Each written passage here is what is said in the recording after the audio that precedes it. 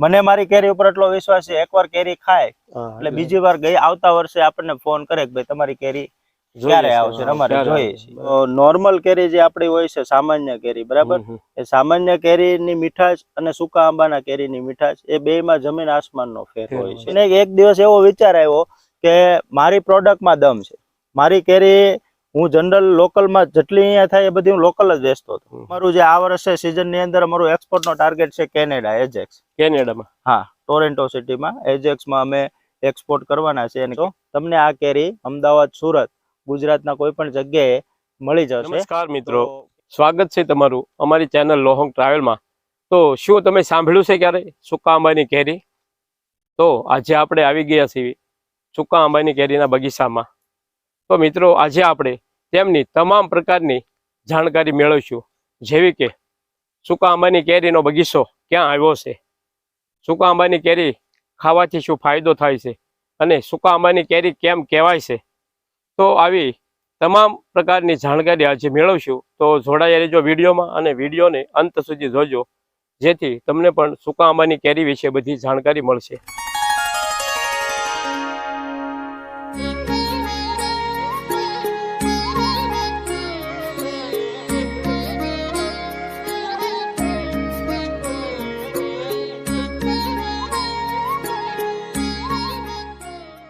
તો મિત્રો અત્યારે આપણી સાથે અહીંના જે સૂકા આંબાની કેરીના બગીચાના માલિક, સર્વપ્રથમ તમારું સ્વાગત છે અમારી ચેનલમાં, અને તમારો પરિચય આપી દેજો।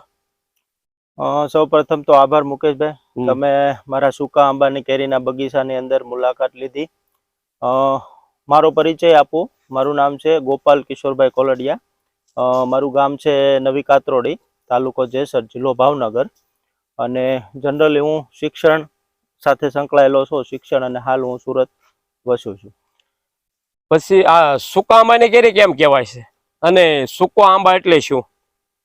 પછી આ સૂકા આંબાની કેરી ખાવાથી ફાયદો શું થાય છે?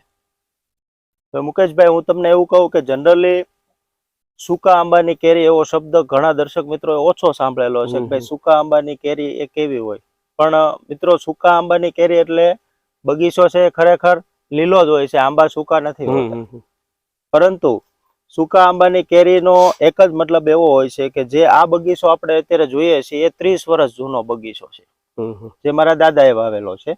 આ બગીચો સૂકા આંબાનો એટલા માટે કહેવામાં આવે છે કે અહીંયા અમારે પહેલાના ટાઈમની અંદર પાણીની ખૂબ અછતના કારણે અમે આંબાના બગીચાને પાણી નહોતા પાઈએ, એટલે ચોમાસાનું જે પાણી પીવે એ જ પાણી પીવે 12 મહિનાની, બરાબર। એટલે જે ચોમાસું, જે વરસાદ આવે, વરસાદના પાણીથી આંબા છે એ પાણી પીવે, પછી અમે ક્યારેય એને પાણી નથી પાતા, એટલે એને સૂકા આંબાની કેરી કહેવામાં આવે છે। એટલે આંબો જનરલી પાણી પીતો નથી, એટલે એની અંદર જે ફળ આવે છે એ ફળની અંદર મીઠાશ ખૂબ હોય છે। એનું કારણ એ છે કે એ પાણી, ટૂંકમાં જે નેચરલ પાણી હોય છે એ જ એની અંદર ગુણ આવે, જમીનને શોષીને પાણી લે, જમીનને શોષીને પાણી લે છે ફળ, એટલા માટે એને સૂકા આંબાની કેરી કહેવામાં આવે છે। પછી એનો ફાયદા શું ખાવાથી? સૂકા આંબાની કેરી ખાવામાં ફાયદો તો એ છે કે આપણે જો આમ જોઈએ તો નોર્મલ કેરી જે આપણી હોય છે, સામાન્ય કેરી, બરાબર, એ સામાન્ય કેરીની મીઠાશ અને સૂકા આંબાના કેરીની મીઠાશ એ બેમાં જમીન આસમાનનો ફેર હોય છે। જે મીઠાશ હોય ને એ મીઠાશ વધારે પડતી હોય છે સૂકા આંબાની કેરીની અંદર। એમાં તમે, આપણે જનરલી કેરી ખાતા હોય, નોર્મલ કેરી હોય એની જે આપણે હોરમ કહીએ ને, સ્વાદ, એ સ્વાદ અને સૂકા આંબાની કેરીનો સ્વાદ, સૂકા આંબાની કેરી ખાઈ લીધા પછી પણ તમારા હાથની અંદર એની સ્મેલ રહે છે, બરાબર, એટલે સ્મેલ અને જે મીઠા, એનો જે ટેસ્ટ કહેવાય છે એ એવરગ્રીન હોય છે। તો ગોપાલભાઈ, આ વર્ષે તમારે કેટલું ઉત્પાદન થશે, અને કેરીની ખેતી વિશે ખેડૂત મિત્રોને તમે શું સંદેશ આપશો? ઉત્પાદન વિશે જો હું તમને કહું મુકેશભાઈ, તો જનરલી કેરીનું ઉત્પાદન છે એ સિઝન ઉપર આધાર હોય છે, વાતાવરણ ઉપર આધાર હોય છે, ઠંડી અને ગરમી ઉપર। અત્યારે જે આગળ ઠંડી પડી એટલે મોર છે એ 50% આંબામાં આવી ગયો છે, 50%માં હજી બાકી છે, બરાબર। એટલે ઠંડીમાં આંબાનો મોર છે જનરલી ઠંડીની અંદર આવતો હોય છે, અને પછી એની અંદર કેરી ચાલુ થાય છે। પણ અમે આમ એવરેજ માંડી લઈએ તો આ અમારો બગીચો છે એ 30 વર્ષ જૂનો છે। મારો જયારે જન્મ થયો ત્યારે દાદાએ વાવેલો છે, એટલે રાઈટ સમજી લો ને 32-33 વર્ષનો આ બગીચો છે, બરાબર। તો આ આંબાની ઉંમર પ્રમાણે, છોડ પ્રમાણે આમાં અમે એવરેજ 5 મણનું ટાર્ગેટ મૂકીએ. એવરેજ 5 મણ તો થાય જ તે. જોકે એવા પણ બગીચાની અંદર આંબા છે કે એક આંબામાંથી 20 મણ કેરી થાય, બરાબર, પણ અમે એવરેજ આમાં 5 મણની મૂકીએ. એટલે મારે અહીંયા 124 કે 25 જેવા જ આ વૃક્ષ છે, બરાબર. એટલે 500 થી 700 મણનો અમે ટાર્ગેટ મૂકીએ આ બગીચાની અંદર. એટલી કેરી તો આવે જ છે. ટોટલ અત્યારે મારા બગીચાની અંદર અહીંયા હું ટોટલ આંબાની ગણતરી કરું તો 1000 આંબા છે. 1000 આંબા? હા, પણ આ જૂનો બગીચો છે, મોટો છે. આપણે આગળ જોશું તો 7 વર્ષનો બગીચો જૂનો છે, એમાં 350 છોડવા છે. એની પછી બીજા છે એ 475 છે, અને હમણાં પાછા બીજા વાવ્યા એ 500 જેવા છે, બરાબર. એટલે ટોટલ 1000 આજુબાજુના આંબા છે મારી પાસે. ખેડૂત મિત્રોને જો વાત કરું હું તો જનરલી છે એ કેરીની ખેતી જો કરવા જે લોકો ઈચ્છતા હોય તો કેરીની ખેતી છે એ સારામાં સારી છે. અમારા વિસ્તારની અંદર કાતરોડી થી આખો જેસર પંથકનો જે વિસ્તાર કહેવાય એ વિસ્તાર આંબાની કેરી માટેનું બહુ સારામાં સારું સુટેબલ વસ્તુ છે. મતલબ કે અહીંયા તમે આંબો વાવો તો આંબો સરળતાથી થઈ જાય. ગુજરાતની ભૌગોલિક પરિસ્થિતિ પ્રમાણે જો આપણે જોવા જઈએ તો આંબા દરેક જગ્યાએ થતા નથી.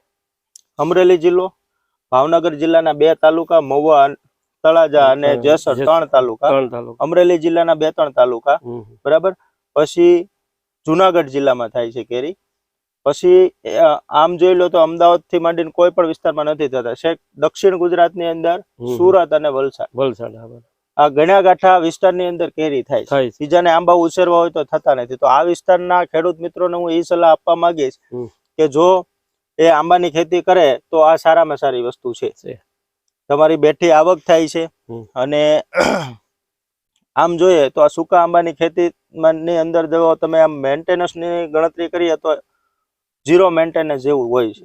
માત્ર 1-2 વાર ખેતી તમારે જે કરવાની થાય છે, જે ઘાસ હોય છે વધારાનું એ કાઢવાનું એ જ થાય છે, બરાબર. બાકી કોઈ આની અંદર મેન્ટેનન્સ નથી. બીજું કે બગીચામાં કોઈ પણ પ્રકારની અમે પેસ્ટિસાઇડ, ખાતર, દવાનો કોઈ ઉપયોગ કરતા નથી. એટલે 100% ઓર્ગેનિક અને સૂકા આંબાની. અત્યારે આપણી સાથે ગોપાલભાઈના પપ્પા જોડાયા છે, તો સર્વપ્રથમ તો તમારો પૂરો પરિચય આપી દેજો.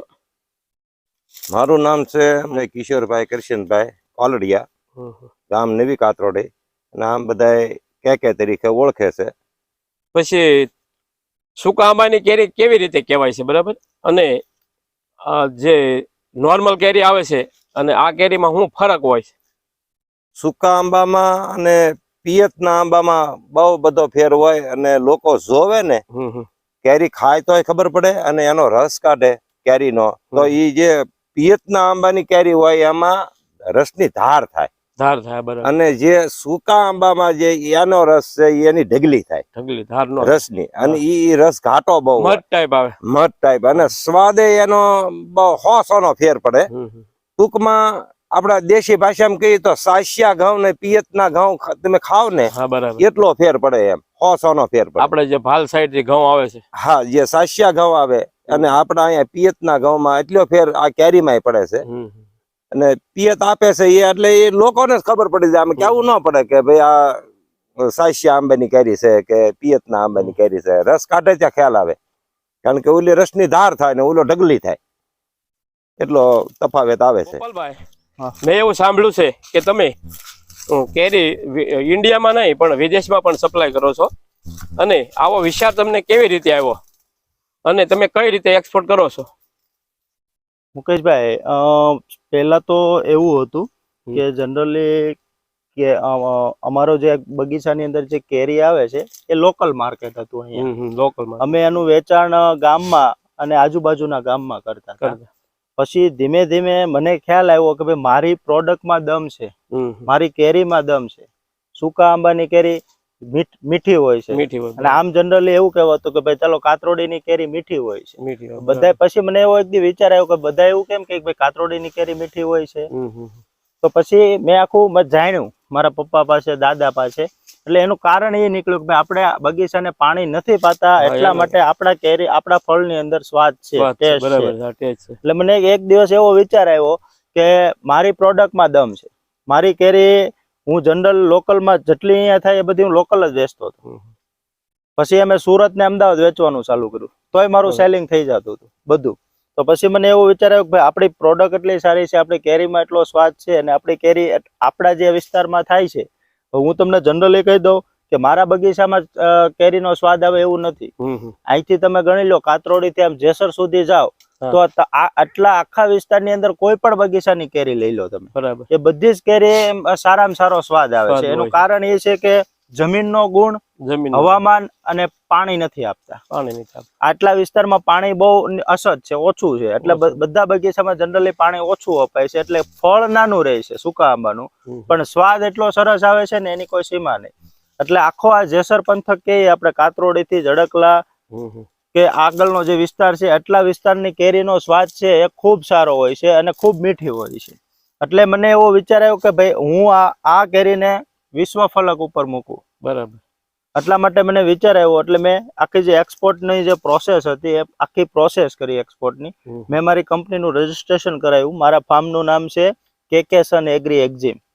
કેકેસન એગ્રી એક્ઝિમના નામથી મેં ફોર્મ રજીસ્ટ્રેશન કરાવી, અને રજીસ્ટ્રેશન કર્યા પછી એના જે આખા નિયમો હતા એક્સપોર્ટ ક્વોલિટીના, એક્સપોર્ટ કેરીના, પેલો નિયમ તો એવો છે કે એનું જે બોક્સ હોય છે એ બોક્સમાં 12 નંગનું બોક્સ હોય છે, બરાબર. 12 નંગનું બોક્સ અને 3 કિલો વજન, આ એનો ક્રાઇટેરિયા હોય છે. અને અમારું જે આ વર્ષે સિઝન ની અંદર અમારું એક્સપોર્ટ નો ટાર્ગેટ છે કેનેડા, એજેક્સ. કેનેડામાં? હા, ટોરેન્ટો સિટીમાં એજેક્સમાં અમે એક્સપોર્ટ કરવાના છે, અને કેનેડામાં જો કોઈ વસતા હોય ને એમને પણ આપણી કેરી જોતી હોય તો આ વર્ષે ત્યાં મળી જશે. બરાબર. પછી અહીંથી કોઈને કેરી તમારી, માનો કે ઇન્ડિયા કે ગુજરાતની અંદર કોઈને કેરી તમારી? હા, દર વર્ષે જનરલી મારી કેરી, ગયા વર્ષે અમે કેરીનું સેલિંગ સુરત, આણંદ, અંકલેશ્વર, અમદાવાદ અને મોરબી, ગાંધીધામ, આટલા વિસ્તારની અંદર અમે કેરી ગયા વર્ષે સેલ કર્યું હતું. છેલ્લે મારી પાસે ઓર્ડર હતા પણ કેરી પૂરી થઈ ગઈ. એટલે લોકો, હા, ઓર્ડર હતા ને કેરી પૂરી થઈ ગઈ હતી. લોકો આપણને ફોન કરીને એવું કે મને મારી કેરી ઉપર એટલો વિશ્વાસ છે, એકવાર કેરી ખાય એટલે બીજી વાર આવતા વર્ષે આપણને ફોન કરે કે ભાઈ તમારી કેરી ક્યારે આવશે, અમારે જોઈએ છે.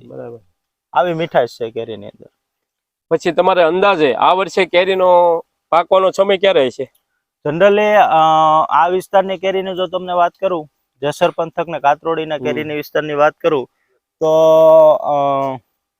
ચોથા મહિનાના, સમજી લો ને, ચોથા મહિનામાં શરૂ થઈ જાય. ચોથા મહિનાની 15 તારીખ આજુબાજુ શરૂ થઈ જાય, અને 1 મહિનો સિઝન ચાલે, મે મહિના સુધી, 15 મે સુધી ચાલે. એપ્રિલ થી મે એ એની સીઝન છે 1 મહિનાની. જનરલી હા, એટલે ટૂંકમાં આપણે જનરલી આ મે ચોથો 5મા મહિનાની અંદર હોય છે. તો ગોપાલભાઈ, મેં એવું પણ સાંભળ્યું છે કે કાતરોડી ગામની કેરી તો વખણાય છે, સાથે સાથે કેળા પણ વખણાય છે, તો એના વિશે શું કહેશો? મુકેશભાઈ, જનરલી કાતરોડીમાં મોટા ભાગે કેરીના બગીચા વધુ થાય છે, પણ છેલ્લા 5 વર્ષથી છે એ આ વિસ્તારના ખેડૂતો છે એ કેળનું વાવેતર પણ સાથે સાથે કરે છે. અને કેળના વાવેતરની અંદર પ્લસ પોઈન્ટ હું તમને એ કહી દઉં કે આ વિસ્તારના જેસર તાલુકા, જેસરની આજુબાજુના કોઈ પણ ગામની અંદર કેળ હોય અને એના જે કેળા હોય છે એ તમે જો જુઓ, ક્વોલિટી વાઇઝ જુઓ તો ટોટલ કેળા છે એ એક્સપોર્ટ થાય છે. કારણ કે હું તમને મારો જ અનુભવ કહું, મારી વાડીના જે કેળા હું ખાઉં છું અહીંયા, એ કેળા મને માર્કેટની અંદર, સુરત કે અમદાવાદ કોઈ માર્કેટની અંદર મેં સેલ થતા એ ફળ નથી જોયું. એટલું સારું મોટું ફળ છે.